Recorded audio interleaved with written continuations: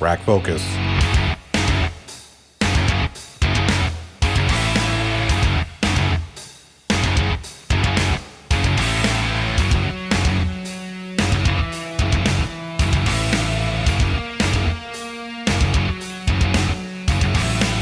Hey everybody, Johnny O from the Plot Hole here, and it's time for Unpopular Opinions, episode 13.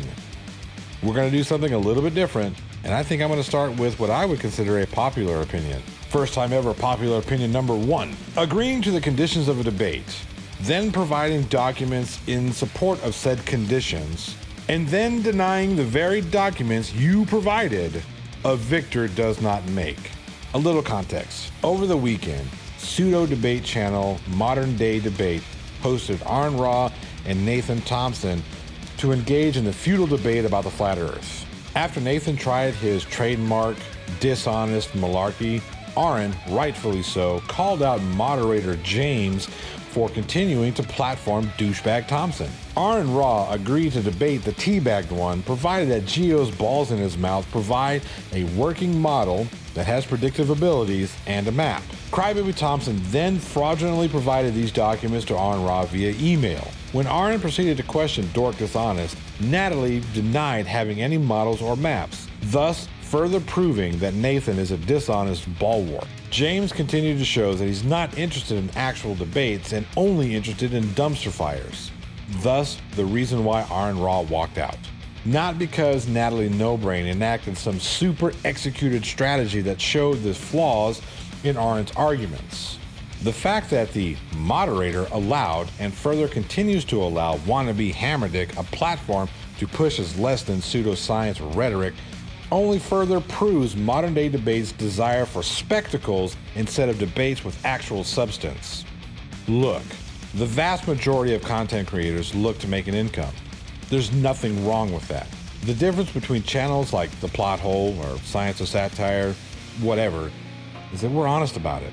On the flip side, Arn Ra should have known better than to expect anything less from Nathan Thompson or Modern Day Debate. Agreeing to any debate, Arn should have properly prepared for said debate.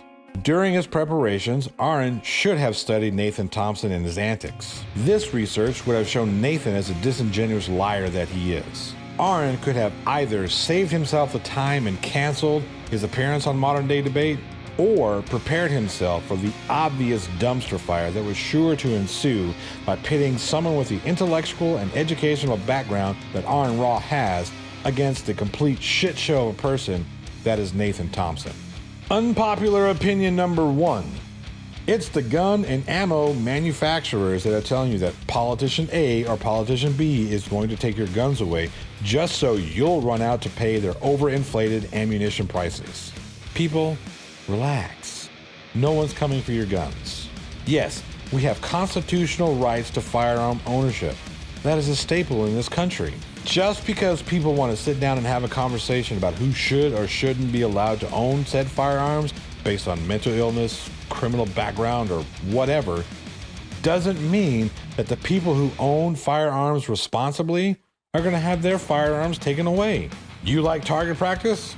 So do I. Now, I haven't been target shooting in years. My wife and I made the conscious choice to remove firearms from our home once we had children, especially when one of those children is on the spectrum. That doesn't mean that my wife and I are coming for your guns. Take a step back, control your knee-jerk reactions, and let's have an honest conversation about the true culprits that are placing these divisions between us. The gun lobbyists like the NRA and Smith & Wesson. Not many will acknowledge this, but the NRA used to back sensible firearm reform. That is, until the gun manufacturers took control. Then the rhetoric changed. And anybody who said, hey, maybe that guy from Orlando, the one who was on the National Homeland Security's no-fly list because we think he's a fucking terrorist, shouldn't have been able to walk into a store and legally purchase firearms used to kill 49 people and wound 53 more. All of a sudden, those people are domestic terrorists looking to trample on your rights. I don't have a problem with you owning a firearm. I have a problem with Charles Manson owning a firearm. Unpopular opinion number 2. Just because the person you voted for won an election doesn't give you the right to ignore social distancing or masking regulations during the second outbreak of the COVID-19 pandemic. All right, I get it. We've been saddled with one of the most challenging presidents in modern history, and voting him out in the largest election in U.S. history is worth celebrating. Just be reasonable, do it responsibly. Put on a fucking mask. We have record numbers of COVID-19 infections going on right now. Put a mask on, for fuck's sake. It's that simple. It's the least you can do. Let's not scar Kamala Harris and Joe Biden's accomplishments by following it up with the worst spike of COVID-19 infections. Congratulations, Kamala Harris. Continue destroying that glass ceiling. Finally, Donald Trump ran one of the most successful, unsuccessful campaigns in the history of the United States. Now, stay with me on this one. In the 2016 presidential election, Donald Trump won red states by the usual margins.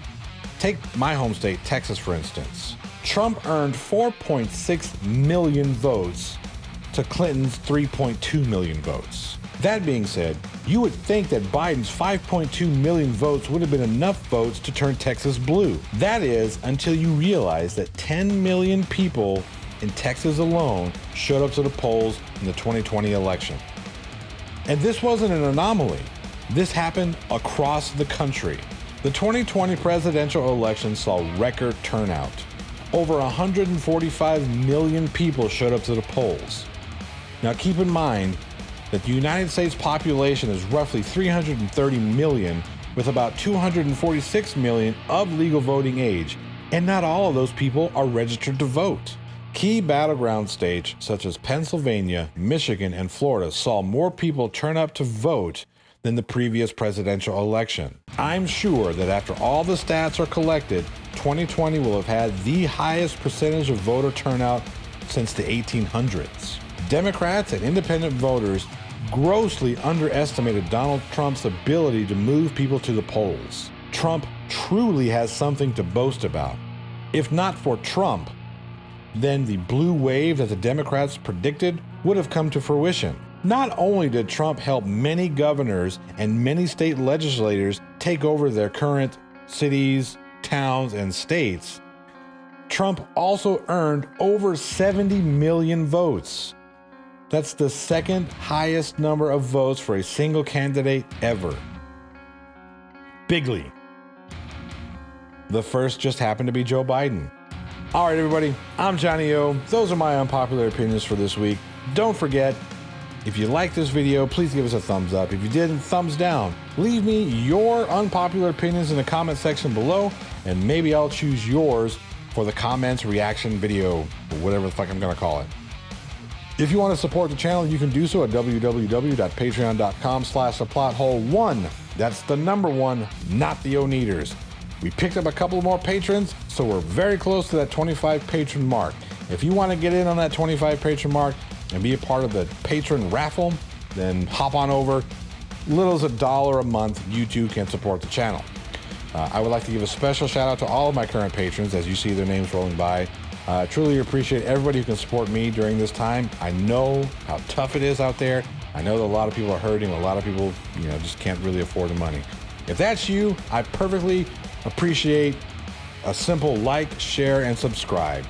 I'm getting really close to that 1,000 subscriber mark, and if I could hit it before the end of the month, I'll be, a pig in mud. I don't know what the fuck. Happy as a pig in mud? I don't know. That being said, I'm Johnny O from the Plot Hole, and don't forget, keep your opinions. What is this? Keep your opinions unpopular, baby.